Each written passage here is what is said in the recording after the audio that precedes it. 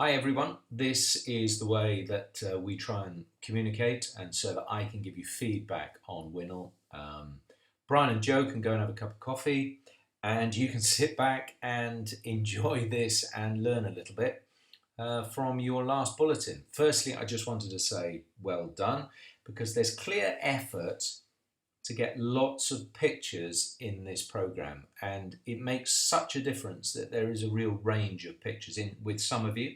Some of you have tried various things, some work, some don't, but there's a real effort to get a lot of shots, so I was quite pleased with that in this bulletin. And there's a real effort to tell a story, and those are two key points that I was trying to instill in you when I was back a couple of weeks ago. So let's go through this and see what I made of it.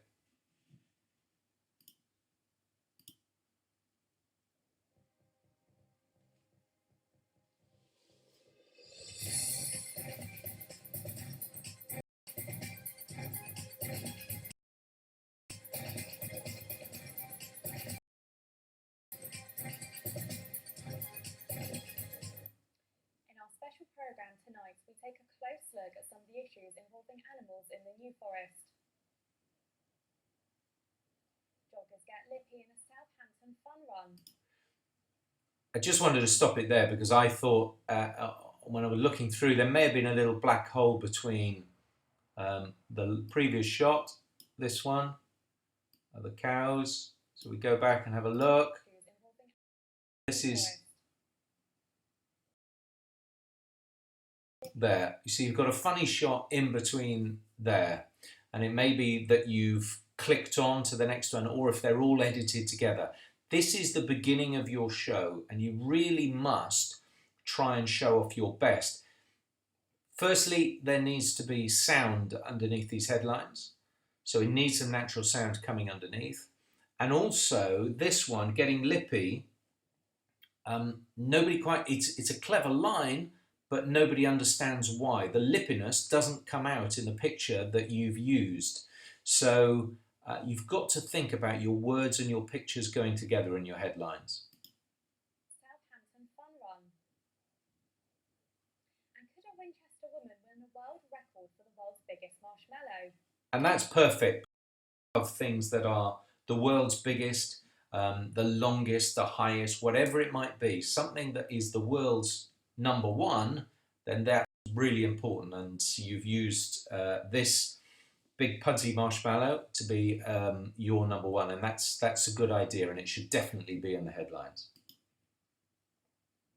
Good afternoon and welcome to Winchester News Online. I'm Natalie Jacksakova. Just wondering about the framing of all this. It looks so high, this table. I don't know if there's any way we can move, the table slightly away or raise you up, Natalie, because it just takes up a little bit too much of the frame. But it's nice to have a decent background, and the university as as the cathedral as the background, is a nice backdrop which we haven't usually used.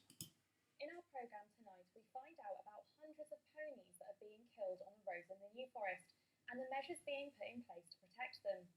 But first, most families enjoy a walk in nature, getting outside and away from the troubles of everyday life. But for one elderly lady, her walk in the New Forest turned into a tragic ordeal. And now farmers across the region are having to take drastic action to keep people safe. But is it really necessary? Our reporter Emily Wilson investigates.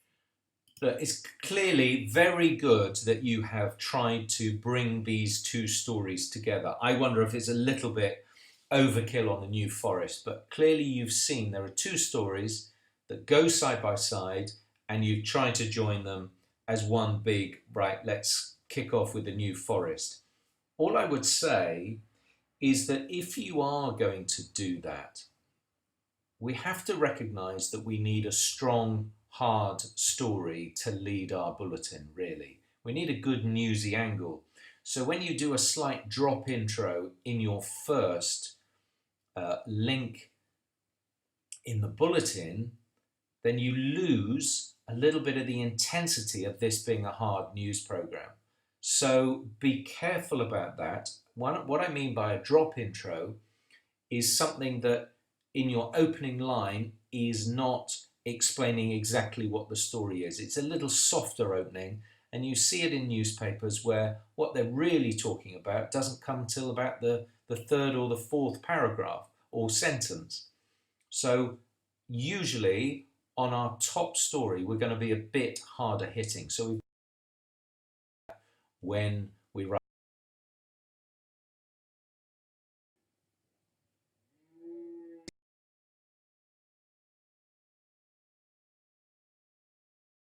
write in, excuse me, into the start of your Forest, known for its cows, which are usually friendly, but recently an 86-year-old was killed in an unprovoked attack. I spoke to now gorged. I wonder if we're stretching it too far, because you don't substantiate that later in the story. So if she was nearly killed, then we have to substantiate that and back it up. If she wasn't nearly killed, which I suspect she wasn't, because she wasn't gorged near her artery or something like that, I don't think. Or if she was, then you need to say that. But while we're paused on this picture, what a good shot that is. We talked about changing the size of the shot, so going in for something a little bit tighter. That is a really nice shot. AMELIA BORRELLI, who had to crawl to safety for half an hour by a cow's horn. I saw this staring at me. Now, if you are going to introduce this woman, we need to get this right, because it wasn't right last week and it's not quite right this week. If you're going to introduce this woman by name, then we need to see her doing something. Playing with her dog there, making a cup of tea, doing something in the kitchen, reading the newspaper, something to introduce her, because nobody will know who this lady is. So you need something of her if you're going to use her name. If you don't use her name, just come straight into her without saying, I can't remember what her name was. So Lily Davis, whatever it might be. Okay, so this is a very different way to doing radio. Radio, you're going to say the name because we can't put up a caption which people can see. When you do this, look, we know, sorry, there you are, there's a name, Amelia Borrelli. We don't need to mention her name because that's exactly what this is for. The impression that it had already been staring at me, it hadn't just lifted up its head to stare at me, and in not a very nice way, punched me to the ground. It was like being hit by a tank, to be honest. It was really hard, and ripped my jeans just above the ankle, ripped them all the way up to mid-thigh, and put its horn in, and then, thank God, it left me. The paramedic said, "You're very, very lucky. I think this needed to come in a bit earlier. When it was talking about up by her thigh and gorged her, I think this is when we need to see how much trauma, we would say, she's been in. Your wound, the hole in your leg, is the size of a tennis ball." The New Forest comment. And also on your cutaways earlier, they were mute. So they need to have a little bit of sound underneath it. Very, very low, but cutaways always have natural sound underneath them. Defence Association wrote a letter to over 200 farmers asking them to dehorn their cows. That's following a series of at least 8 serious incidents here in the New Forest. This is a really nice piece of camera. It's very New Foresty. I wonder if you could get it, if you come across a little bit, maybe you'd get a little bit more depth of field. And if you can, I would put your microphone, it's a really simple thing, put your microphone there, because then you can hide this wire, okay? You just need to spin the microphone round, easily done, and put it there, and then you'll hide it. It just looks a little bit messy. And Emily, when you talk about here in the New Forest, it's one of my bugbears. You'll hear me go on about it. And they do it in the national press as well, on TV. You don't need to say here in the New Forest. You wouldn't be standing and put your arm out, sorry, you can say here in the New Forest. But you wouldn't put your arm out if you were somewhere else. We know you're in the New Forest because you are doing a story about the New Forest. You wouldn't be doing it somewhere else. So don't bother with here in the New Forest or this behind me, which some people do, because we know that's where you are and we can see behind you. It's just a simple thing. That this will make walkers feel safer. But Annie Cooper, a farmer from Lyndhurst, believes it will be like... You see, there you are. If you want to say Annie Cooper, we've got a shot of Annie Cooper. So that makes sense. Asking national parks to remove teeth and claws from tigers. It's just another nail in the coffin as far as the commoners are concerned. To me, that looked a little bit soft. I think I don't know whether you're on an auto there, because this looks in focus and she is soft. So you always have to be careful with this. If this is a single shoot and it's on auto and you've got someone nicely framed in the third, and then that is where your camera is picking up the focus. Commoners are concerned. I have all my animals without horns. I mean, if I've got a breed that has horns, I take them off. And that's purely for animal husbandry reasons. See, look how many different shots there are here, and that is what is so important, Emily, because you just keep the story moving along, because you've got shot after shot after shot of the cows. Admittedly, none of them have got horns, which is a shame, but we know why, because of the story. But lots of shots, keeping it interesting. Hundreds of cows will now have to be dehorned. Director of the Commoners, Tony Hockley, believes the decision was justified. I wouldn't have... Again, we don't need his name. You'd say director of the whatever this is, or it's officials from the New Forest, or whatever his title is. You can say, but you don't need to say his name, because that is what that is for, okay? But again, really nicely framed, really good tight shot. This is really good. Weren't supporting doing this as something that would make people safer. So it has general support, but there have been a few angry people as well. The public are now being urged to keep well away from the cows. Emily Wilson, Winchester News Online. Continuing. I think you can say the Forest of Dean. Say where you are, Emily. Otherwise, that's a really good story. You've got three really good interviews. You've got a human interest at the top. Great range of shots. Good piece to camera. Well told story. Really well done. At the issues surrounding wildlife in the New Forest, animals around the region are facing dangers on the roads as the nights are getting darker. We sent our reporter Marlon Ayling-Allen to find out more. The New Forest is seen as one of the most idyllic places to live in the UK, but this year there has already been 123 recorded accidents involving animals on its roads. These donkeys here and ponies over there are allowed to roam freely anywhere in the New Forest, but as you can see, roads like these could pose a danger.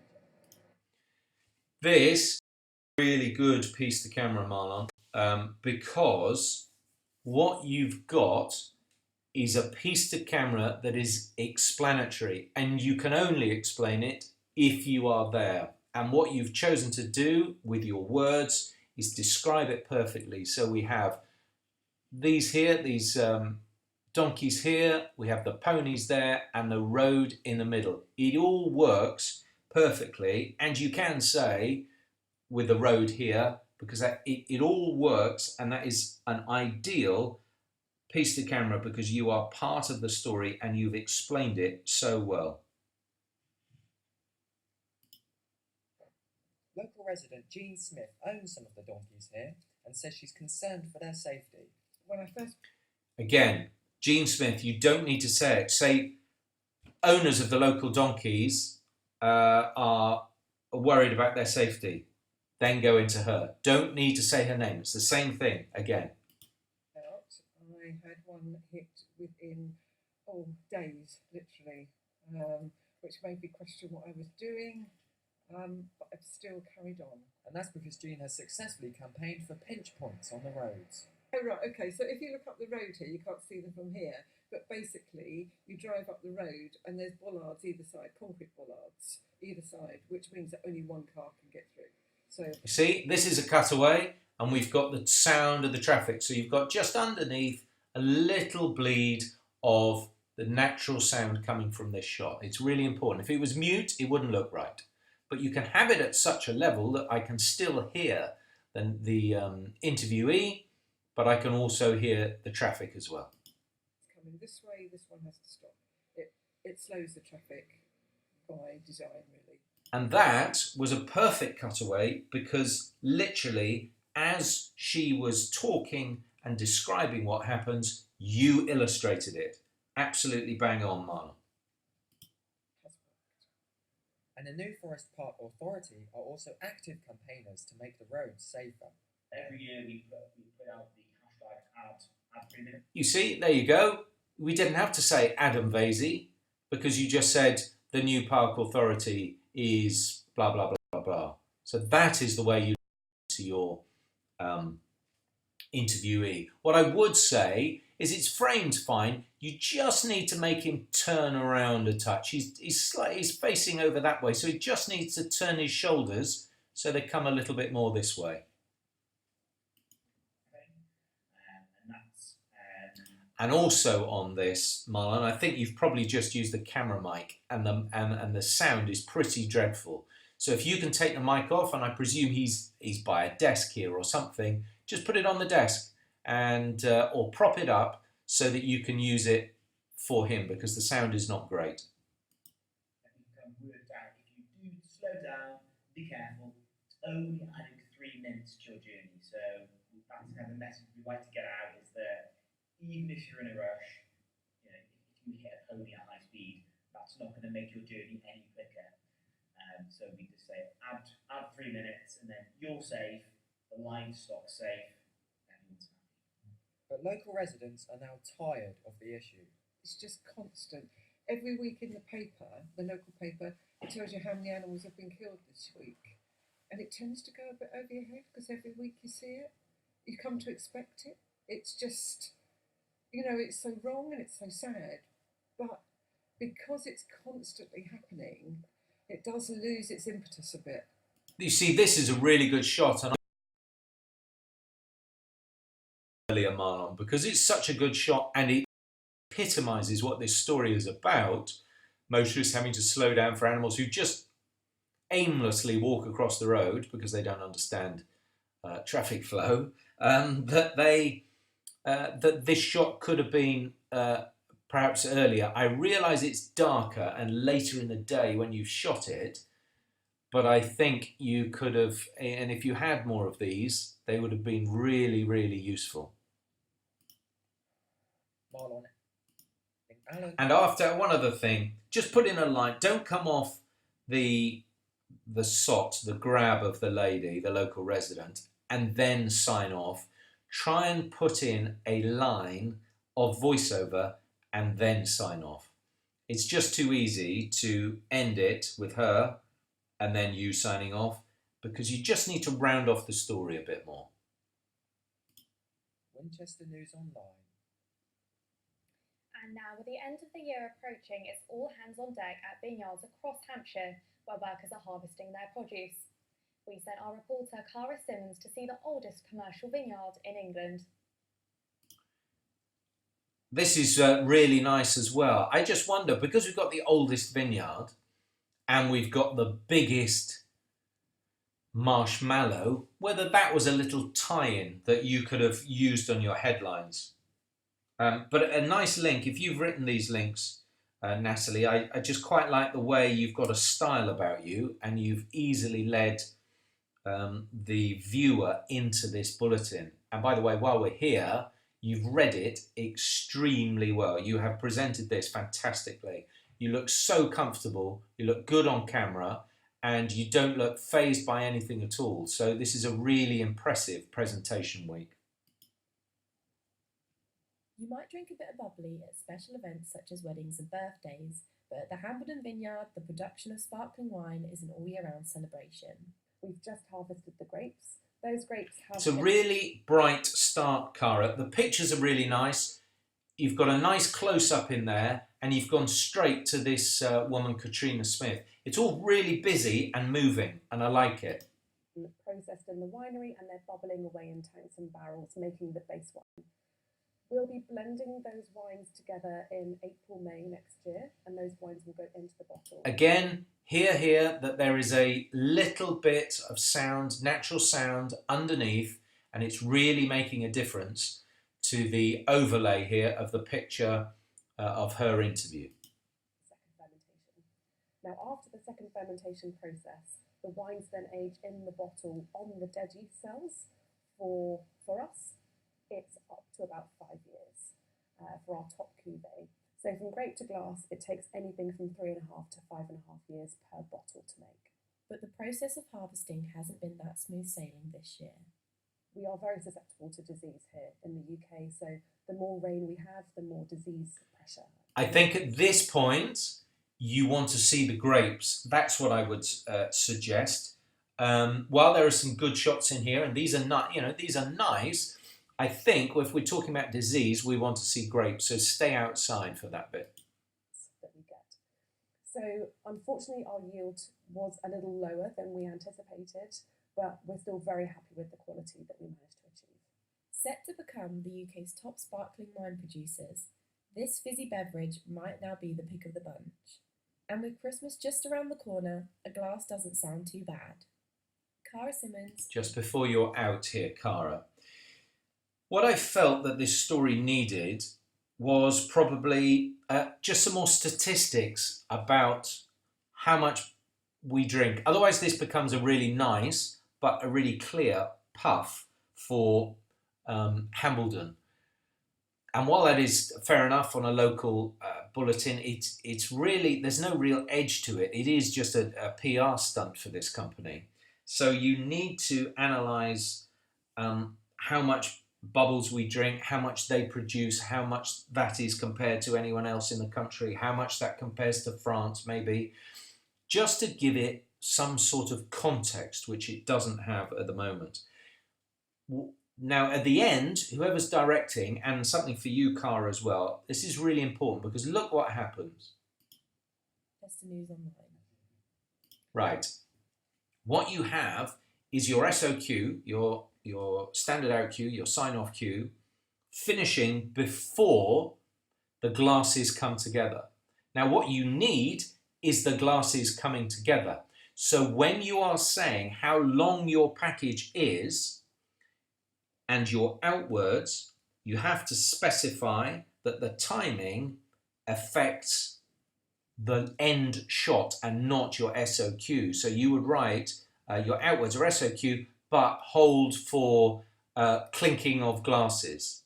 So that's important because otherwise the director and the vision mixer come out too early and you miss your last shot. So that's really important that when we are doing this, we have exact timings and outwards for each package or out shots. So it's very, very important. Otherwise, we get a messy ending like we did just there.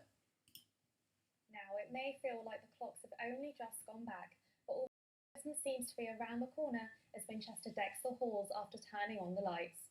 We sent our reporter Olivia Fraser to step into Christmas and enjoy the festivities.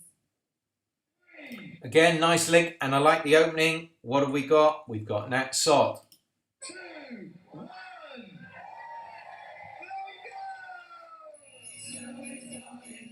The countdown for Christmas has begun, with Winchester kicking off their festive celebrations with the annual Christmas light switch on.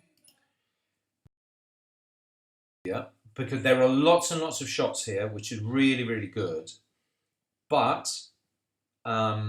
you've just got to be a little bit cleverer with your script because it's very easy to get cliched and fall into the trap of just writing cheesy Christmas words. So just be careful and try to be a little bit more sophisticated.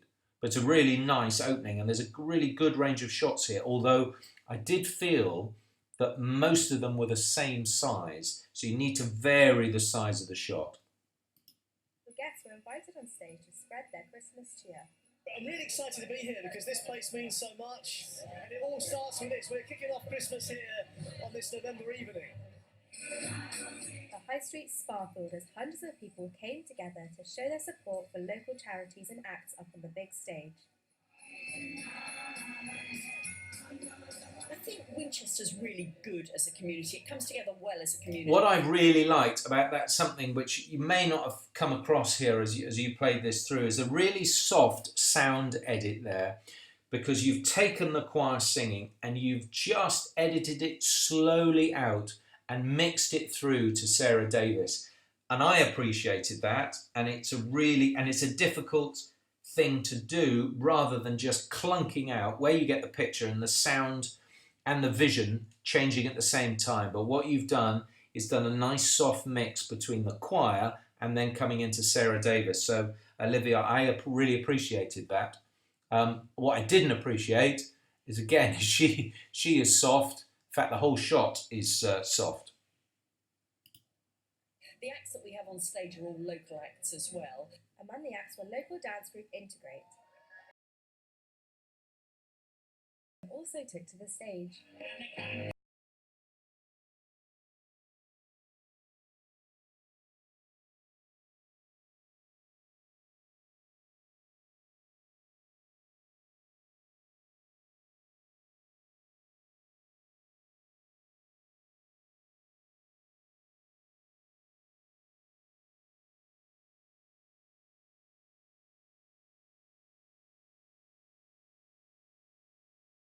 Doesn't say anything, they just say Merry Christmas.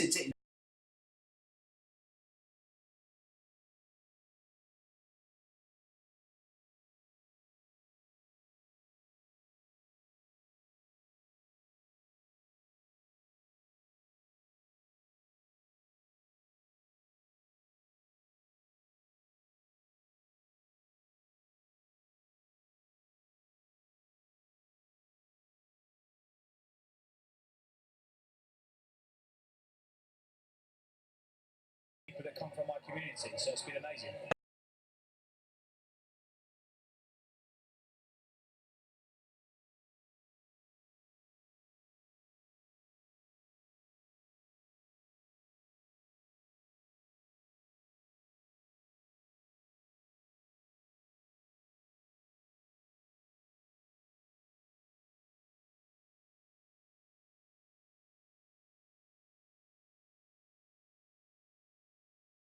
Tighter with your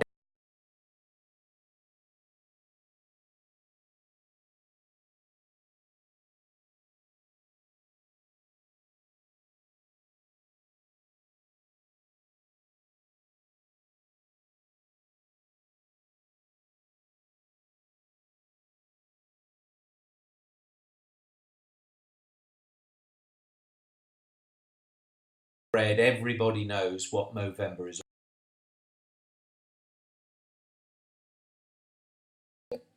Slightly concerned about here, Cristiano. The movement on it is a little bit. I mean, you may be on your tripod because it's just a little bit stuttery. This may be one that you don't want a tripod on because you've got to move with the runners. Costumes and running. This November, people across the country decided for the 10th year running to do more than just grow. Again, it's just a little bit choppy, and I'm suggesting that that's your work as opposed to it when it's been compressed down for upload. So I apologise if it's not in the original. It just looks a little bit stuttery. In fact, very stuttery. But also join in with 5K and 10K runs.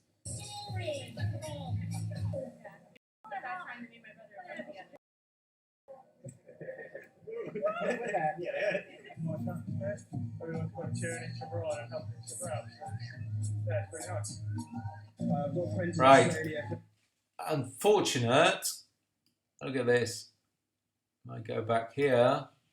Might be able to pick it out. What happens between these two grabs? Yeah, black hole. So be careful with your edit, Cristiano. You're responsible for making sure that you don't have black holes in your piece. friends in Australia, friends in South Africa that do the whole kind of November thing, and it's really nice to see that that's come over here in the same way. People rocked major mustaches to take part in this event that aims to raise money for men's health charities.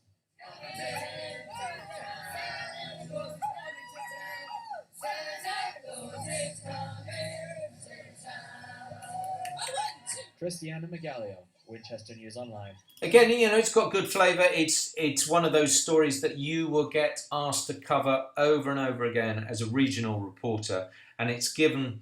There's a real flavour of the event, absolutely yes, and you've talked to a fair few people, which is really important. That adds to the flavour, and that effort that you've made is really important for the piece. If you just go and talk to one runner, it's nothing. But as you've got a selection, try and get a story out of it, which you did from one of the guys. There needs to be a reason why they are doing it. Okay, I was doing it the first time I've done it with my brother, but you know, what are your reasons? They're always really good backstories that you can latch onto. Now in sport, the fourth leg of the Pantini Wessex Cyclocross League was hosted in Winchester over the weekend. Fellow club Venter hosted the stop in the series that spans from September to December. Will Schofield has more. Didn't quite understand the link. I think it's a bit full of sort of gobbledygooky in that people wouldn't understand what you're talking about. So I think you have to explain it a little bit. Obviously, I know Will explains it in his piece, but I think you've just got to be a little bit more open to the viewer so that they can be drawn in. Otherwise, they'll think, well, I have no idea what this is about. And what was that, Will? It seemed to be a repeat of the first shot twice. Nice shot with the sun, and it's well framed, and it's a really good one to start with, but it seemed to repeat itself.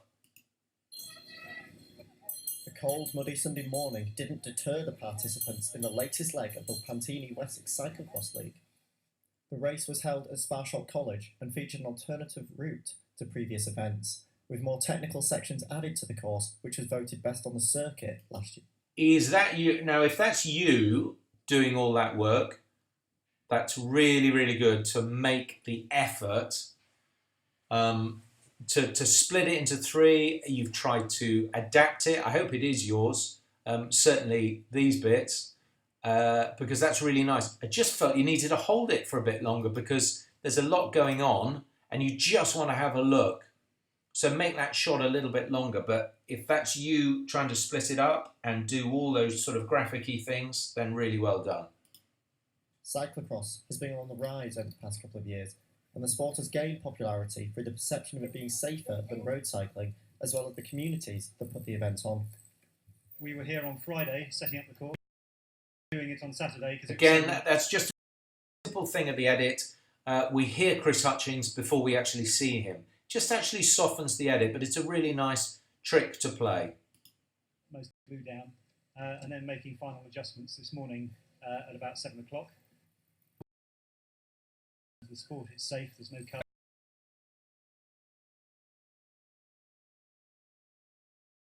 About your cutaway, makes sense, it's great. And I'd probably leave the shot there. We don't need to see this guy again. Nasty like tarmac. Cyclocross is different to road racing, which the UK has excelled at in previous years. Mud, hurdles, gravel and running are incorporated to create fast-paced, exciting action that can all be viewed in a local field. On the day, there had to be one winner.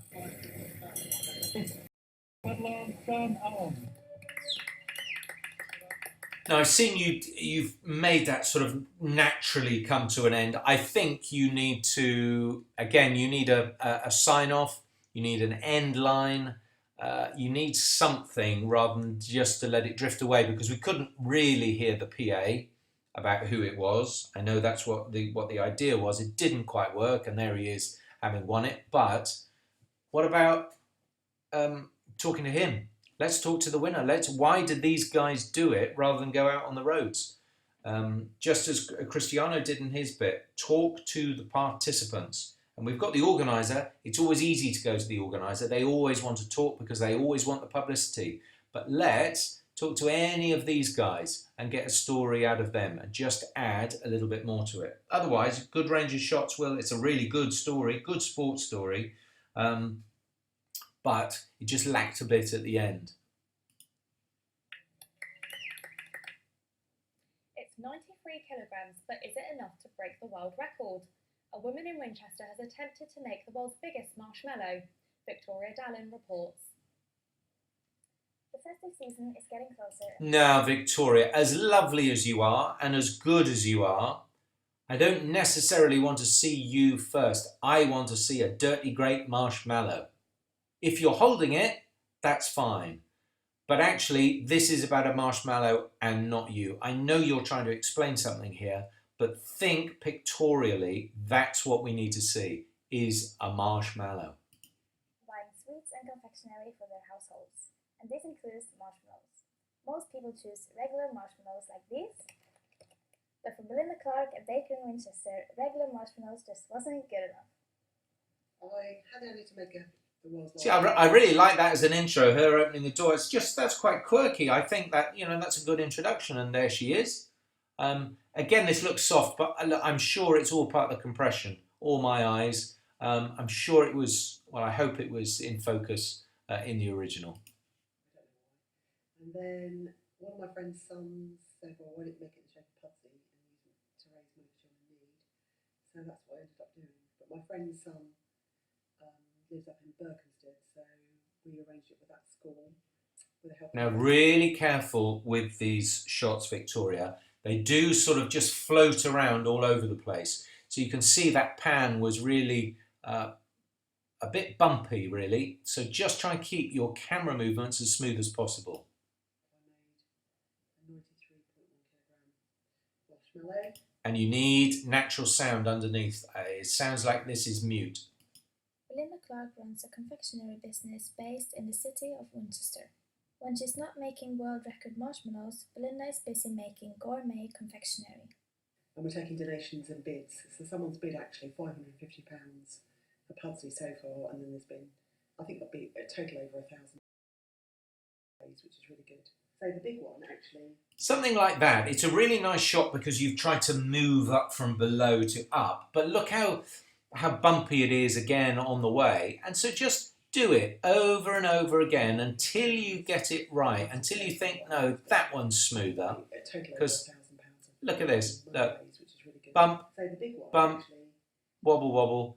So actually, stop it and do it again. And over again until you're happy. But this head here is one of the big Pudsey's ears.